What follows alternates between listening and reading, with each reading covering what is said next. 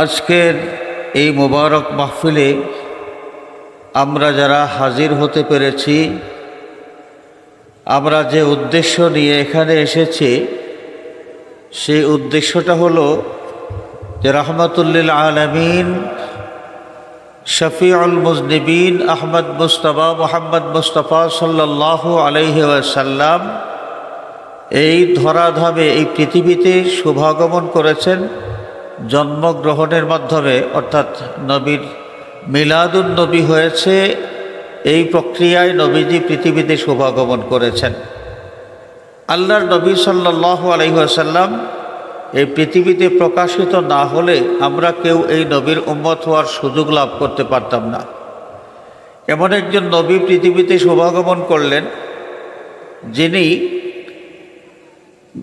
জন্মগ্রহণ করার সাথে সাথে উম্মতের কথা বলে আল্লাহ রাব্বুল আলামিনের দরবারে কান্নাকাটি শুরু করে দিলেন। সুবহানাল্লাহ। অনেক দলিল আছে, সময় নাই, এজন্য আলোচনার মূল যে কথাগুলো আপনাদের সামনে আমি তুলে ধরতে চাই। এমন একজন নবী আমরা পেলাম যে নবী সারা জীবন উম্মতের জন্য আল্লাহর দরবারে কান্নাকাটি করেছেন। এমন একজন নবী আমরা পেলাম যেই নবীর গুণ সম্পর্কে আল্লাহ রাব্বুল আলামিন কোরআনে কারিমে জানিয়ে দিচ্ছেন যে লাকাদ জাআকুম রাসূলুম মিন আনফুসিকুম আজিজুন আলাইহি মা আনিতুম। তোমাদের কোনো কষ্ট দেখলে যেই নবী ব্যথা অনুভব করেন তার কাছেও কষ্ট লাগে।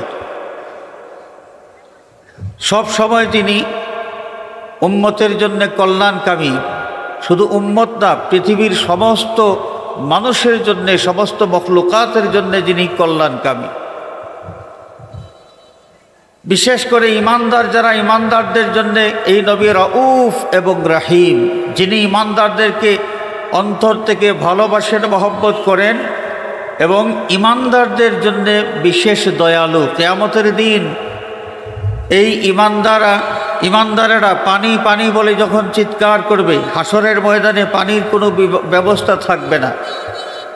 সেই দিন দরদি নবী নিজের উম্মত যারা তাদেরকে পরিচয় করে এই মুমিন উম্মতদেরকে হাউজে কাউসারের পানি পান করে চিরতরে এই তৃষ্ণা নিবারণ করে দিবেন। সুবহানাল্লাহ। এমন একজন নবী যেই নবী মাকামে মাহমুদের অধিকারী হয়ে যখন কিয়ামতের দিন সেই সম্মানের আসন লাভ করবেন, আসন গ্রহণ করবেন না, আসনে বসবেন না, মাকামে মাহমুদের হাতল ধরে আল্লাহর নবী দাঁড়িয়ে থাকবেন। আল্লাহ পাক ডাক দিয়ে বলবেন, বন্ধু, এই সম্মানের আসন একটাই আপনার জন্যে, আপনি আসন গ্রহণ করুন। সেই দিন রাহমাতুল্লিল আলামিন রাউফুর রহিম নবী আল্লাহর কাছে ফরিয়াদ করবেন, আল্লাহ, আমার গুনাহগার উম্মত জাহান্নামের আগুনে জ্বলতেছে, আমি কি করে এই আসন গ্রহণ করতে পারি? আমার তো বরদাস্ত হয় না। আল্লাহ রাব্বুল আলামিন তার হাবিবকে খুশি করার জন্যে ইমানদার গুনাহগার যারা জাহান্নামী তাদের কিছু অংশ জাহান্নাম থেকে বের করে নাজাত দিয়া প্রশ্ন করবেন, বন্ধু, আপনি কি খুশি হয়েছেন? আল্লাহ নবী জবাব দিবেন, আয় আল্লাহ, এখনও তো আমার অনেক পাপী উম্মত জাহান্নামের আগুনে জ্বলতেছে, কি করে আমি খুশি হব? আল্লাহ রাব্বুল আলামিন তার হাবিবকে খুশি করার জন্য আরও কিছু জাহান্নামী ইমানদারদেরকে জাহান্নাম থেকে নাজাত দেবেন। প্রশ্ন করবেন, বন্ধু, আপনি কি খুশি? আল্লাহর হাবিব জবাব দেবেন, আল্লাহ, এখনও তো আমার উম্মত জাহান্নামের আগুনে অনেকেই জ্বলতেছে। নবীজি সাল্লাল্লাহু আলাইহি ওয়াসাল্লাম জানিয়ে দিয়েছেন, আমার একজন উম্মত পাপের কারণে জাহান্নামের আগুনে যতক্ষণ পর্যন্ত জ্বলতে থাকবে ততক্ষণ পর্যন্ত আমি খুশি হইতে পারবো না। সর্বশেষ উম্মতটা যখন আল্লাহ রাব্বুল আলামিন জাহান্নাম থেকে নাজাত দিবেন তখনই আমি খুশি হব, সন্তুষ্ট হব। সুবহানাল্লাহ। এই মহান নেয়ামত আমরা পেয়েছি, এই প্রাপ্তি, এটা স্মরণ করে আল্লাহর শুকরিয়া আদায় করা, এই শিক্ষাটা আমরা পাই সাহাবায়ে কেরামের কাছ থেকে। সুবহানাল্লাহ। সাহাবায়ে কেরাম আল্লাহর নবী সাল্লাল্লাহু আলাইহি ওয়াসাল্লামের এই পৃথিবীতে আগমনকে স্মরণ করে শুকরিয়া মাহফিলের আয়োজন করেছেন। নাসাই শরীফ, মুসলিম শরীফের হাদিস, মুসনদে আবি আলার মধ্যে ওই হাদিস বর্ণিত হয়েছে, আরও বিভিন্ন কিতাবের মধ্যে আছে। আল্লাহর নবীর সাহাবায়ে কেরাম যখন মসজিদে নববীতে প্রবেশ করলেন নামাজ আদায় করার জন্য, নামাজ শেষ হয়ে গেল, অনেক সাহাবী তারা মসজিদ থেকে বের হয়ে নিজ নিজ কাজের উদ্দেশ্যে চলে গেলেন। নবীজি মসজিদ থেকে বের হবেন, দেখলেন কিছু সাহাবী সুন্দর হয়ে বসে আছেন মসজিদে নববী শরীফের ভিতরে, মজলিস কায়েম করেছেন। আল্লাহর নবী সেই মজলিসের কাছাকাছি তাশরিফ নিলেন, তাদেরকে প্রশ্ন করলেন, মা আজলাসাকুম, নামাজ আদায় করে সবাই চলে গেল আর তোমরা এখানে মজলিস কায়েম করেছো, এই মজলিস কিসের মজলিস? তখন সাহাবায়ে কেরাম জবাব দিয়েছিলেন, জালাসনা নাজকুরুল্লাহ ওয়া নাহমাদুহু লিমা হাদানা লিল ইসলাম ওয়া মান্না আলাইনা বিকা। ইয়া রাসূলুল্লাহ, আমরা এখানে মজলিস কায়েম করেছি, একটা উদ্দেশ্য হলো যে আল্লাহ রাব্বুল আলামিন যে আমাদেরকে ইসলাম ধর্ম কবুল করার তৌফিক দিয়েছেন, আমরা মুসলমান হতে পেরেছি, এই জন্যে আল্লাহর শুকরিয়া আদায় করতে আমরা এই মজলিস কায়েম করেছি।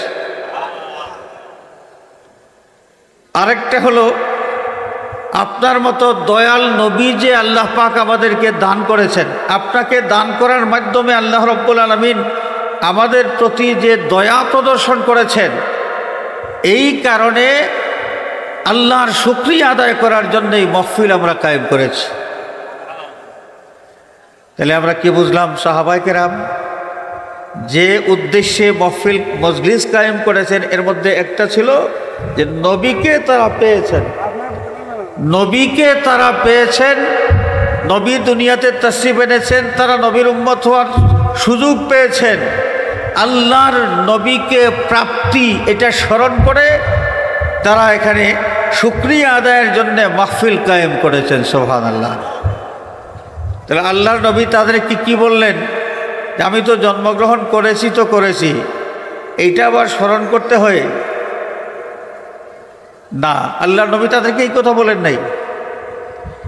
আল্লাহর নবী সাল্লাল্লাহু আলাইহি ওয়াসাল্লাম যেই কথাটা বলেছেন শোনেন, কসম খেয়ে সাহাবায়ে কেরাম 3 বার বলেছেন কোন উদ্দেশ্যে তারা মজলিস কায়েম করেছেন। নবীজি তাদের কাছ থেকে কসম নিয়া তারপরে বক্তব্য শুনেছেন 3 বার।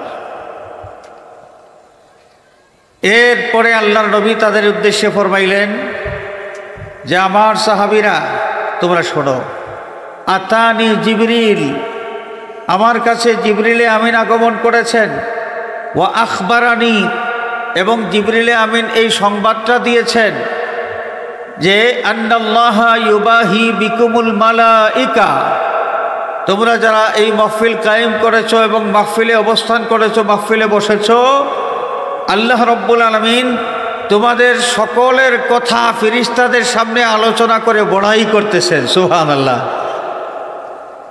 তাহলে আল্লাহর নবী সাল্লাল্লাহু আলাইহি ওয়াসাল্লাম পৃথিবীতে শুভাগমন করেছেন, আমরা নবী পেয়েছি।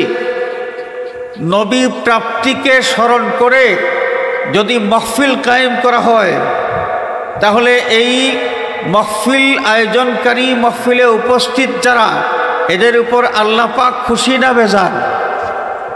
আরো জোরে বলেন। তো আমরা যারা আজকে এই আলোচনা সভা এবং মোবারক র্যালিতে অংশগ্রহণ করার উদ্দেশ্যে এখানে জমায়েত হয়েছি, আল্লাহর নবী সাল্লাল্লাহু আলাইহি ওয়াসাল্লামের হাদিস শরীফ যদি সত্য হয়, তাহলে আমরা এই বিশ্বাসটা রাখতে পারি যে আল্লাহ রাব্বুল আলামিন আমাদের প্রত্যেকের উপর খুশি হইয়া এই খুশিটা ফেরেশতাদের সামনে আল্লাহ পাক প্রকাশ করবেন। আজকের এই মাহফিল আয়োজন, এই মাহফিলে আমাদের উপস্থিতি, এই সব কিছু আল্লাহ রাব্বুল আলামিন কবুল করে উত্তম জাযা যেন আমাদেরকে দান করেন, সবাই বলি আমিন। তো হাজিরিনে কেরাম, পবিত্র ঈদে মিলাদুন নবী সাল্লাল্লাহু আলাইহি ওয়াসাল্লাম উপলক্ষে আয়োজিত আজকের এই মাহফিলে আমরা যারা হাজির হয়েছি, একটা বিষয় আমরা যেন সকলেই চিন্তা করি, যেই নবী পৃথিবীতে শুভাগমন করার কারণে আমরা আজকে নবীর পয়দাইশ বা নবীর জন্মকে স্মরণ করে মাহফিল কায়েম করেছি। এই নবীজি কেমন ছিলেন? এই নবীজি কেমন ছিলেন? নবীর সাথে আমাদের সম্পর্ক, এখানে সম্পর্কটা দুই ধরনের। একটা হলো নবীর প্রতি ঈমান, আরেকটা হলো ইসলাম। ইসলাম মানে ইত্তেবায়ে রাসূল, রাসূলের আনুগত্য করা। ঈমানের সাথে মহব্বতের সম্পর্ক, আর ঈদে মিলাদুন নবী উদযাপন করা এটা ঈমানের সাথে সম্পর্কিত একটা বিষয়। এখন ঈমান পাওয়া গেল, ঈমানের সাথে সাথে নবীর আরেকটা হক আমাদের উপর আছে। নবী পাইয়া আমরা খুশি, কিন্তু আমাদের দায়িত্ব হলো নবীকে খুশি করা। নবীকে আমরা কিভাবে খুশি করব? রাসূল পাক সাল্লাল্লাহু আলাইহি ওয়াসাল্লামের আনুগত্যের মাধ্যমে। আল্লাহর নবী যার পরিচয় দিলেন আল্লাহ সুবহানাহু ওয়া তাআলা, এমন এক নবী এসেছেন, আজিজুন আলাইহি মা আনিতুম, তোমাদের কষ্ট দেখলে নবীর কষ্ট শুরু হয়ে যায়। তোমাদের কষ্ট দেখলে তিনি কষ্ট পাইতে শুরু করেন। দুঃখী মানুষের দুঃখ দেখে যেই নবী নিজে ব্যথিত হইয়া ওই মানুষটার দুঃখ লাঘব করে দেওয়ার চেষ্টা করেন, তিনি হচ্ছেন রাহমাতুল লিল আলামিন। তার মিলাদ উপলক্ষে, তার জন্মকে স্মরণ করে আজকে আমরা এখানে হাজির হয়েছি। এখন এই নবী যার এই আদর্শের কথা আল্লাহ সুবহানাহু ওয়া তাআলা কালাম শরীফের মাধ্যমে আমাদেরকে জানিয়ে দিলেন, সেই নবীর উম্মত হিসেবে নবীকে খুশি করার জন্য আমাদেরও উচিত হবে দুঃখী মানুষের দুঃখ দেখলে আমরাও ব্যথিত হব, এবং এই মানুষটার ব্যথা দুঃখ দূর করার জন্যে যদি কিছু করার সুযোগ থাকে সাধ্যমতো ওই ব্যক্তির জন্য এইটুকু আমরা করব। কিন্তু আমাদের সমাজের অনেক সময় এই নিষ্ঠুর বাস্তবতা যেটা আমরা দেখি, কোনো মানুষ কষ্টের মধ্যে পড়েছেন, অনেক মানুষ মনে মনে খুব খুশি। আরেকজন মানুষ বিপদে পড়েছে, অনেক বেশি ক্ষতিগ্রস্ত হয়ে গেছে, অন্য মানুষের ক্ষতি দেখলে অনেক মানুষ কি হয়ে যায়? খুশি হয়ে যায়। আমাদের মনে রাখতে হবে, অন্য মানুষের কষ্ট দেখলে কোনো মানুষ যদি মনে মনে আত্মতৃপ্তি লাভ করেন, খুশি হন, তাহলে তার নিজের কিসমত ছোট হয়ে আসবে, দুনিয়া আখেরাত অন্ধকার হয়ে যাবে। জামানার মুজাদ্দিদ আল্লামা সাহেব কিবলা ফুলতলি রহমাতুল্লাহ আলাইহি তার জীবনে বারবার এই নসিহত আমাদেরকে করে গেছেন যে দুঃখী মানুষের দুঃখ দেখে আমরাও ব্যথিত হব। অন্য মানুষের ক্ষতি দেখে যারা খুশি হয় তাদের কিসমত ছোট হয় এবং দুনিয়া আখেরাত অন্ধকার হয়ে যায়। সাহেব কিবলা আমাদেরকে শোনায় দিয়েছেন, আল্লাহর নবী সাল্লাল্লাহু আলাইহি ওয়াসাল্লাম তার জীবনে এই যে বাস্তবতা দেখায় গিয়েছেন। আল্লাহর নবী মজলিসের মধ্যে বসা, একজন সাহাবী এসেছেন, ঘরে খাবার কিছুই নাই, বউ বাচ্চা না খেয়ে আসেন, কষ্ট করতেছেন। নবীর মজলিসে হাজির হয়ে আল্লাহর নবীর খেদমতে আরজ করেন, ইয়া রাসূলুল্লাহ, আপনার কাছে কোনো খাবার যদি থাকে মেহেরবানি করে একটু খাদ্যদ্রব্য আমাকে দান করেন, আমার বউ বাচ্চাকে না খাওয়া অবস্থায় রেখে আমি এসেছি। রহমাতুল লিল আলামিন যখনই এই কথা শুনেছেন, তার ঘরে খবর নিয়েছেন ঘরের মধ্যে কিছু আছে কিনা। খবর নিয়ে দেখেন ঘরের মধ্যেও কিছু নাই। সুবহানাল্লাহ, আল্লাহর নবীর জীবন দুজাহানের বাদশাহ, কিন্তু তার দুনিয়ার জীবনটা কেমন ছিল? নিজের ঘরের মধ্যে খাবার দাবারের কিছুই নাই যে এই সাহাবীকে তিনি সহযোগিতা করবেন। মহফিলে ফিরে এসে আল্লাহর নবী সাহাবায়ে কেরামের কাছে সাইল হয়ে গেছেন, সুবহানাল্লাহ, যে তোমাদের কাছে কিছু যদি থাকে, কোনো খাদ্যদ্রব্য যদি থাকে তাহলে একটু দাও, এই লোকটাকে একটু খাবার দাবার আমরা দেওয়া সহযোগিতা করি, তার বউ বাচ্চা না খাওয়া অবস্থায় ঘরের মধ্যে আছে। তো নবীজি সাল্লাল্লাহু আলাইহি ওয়াসাল্লাম একজন দুঃখী মানুষের দুঃখ দূর করার জন্যে দুঃখী মানুষের দুঃখ দূর করার জন্যে সাহাবায়ে কেরামের কাছে তিনি সাইল হয়ে গেলেন। সুবহানাল্লাহ। ধনী ব্যক্তি যারা, তাদের সহযোগিতায় তাদের অবস্থার অনেক উন্নতি হইতে পারত। সাইয়্যিদুনা হযরতে ওমর বিন আব্দুল আজিজ রাদিয়াল্লাহু আনহু, যাকে ইসলামের পঞ্চম খলিফা বলা হয়, উমাইয়া খলিফা ছিলেন, খেলাফতের দায়িত্ব পালন করেছেন মাত্র 2 বছর, সর্বোচ্চ 2 বছর। এই সংক্ষিপ্ত সময়ের মধ্যে তার এলাকার, তার রাষ্ট্রের অর্থনৈতিক যে উন্নতি হয়েছিল, যে মানুষ জাকাত দিবে বা সদকা দিবে, সদকা দেওয়ার জন্য এলান করতে হইতো যে কেউ কি আছেন, আমি জাকাত দেব, আবার জাকাতের টাকাটা, এই জাকাতটা গ্রহণ করবেন, জাকাত খাওয়ার উপযুক্ত কেউ কি আছেন, এলান করা লাগতো। আর আমাদের সমাজে আমরা কি দেখি, যে কোনো ব্যক্তি জাকাত দিবেন, কিছু শাড়ি, লুঙ্গি অথবা টাকা অথবা খাদ্যদ্রব্য, এলান করা লাগে না, পোস্টারিং করা লাগে না, এমনিতেই মুখে মুখে প্রচার হয়ে যায়।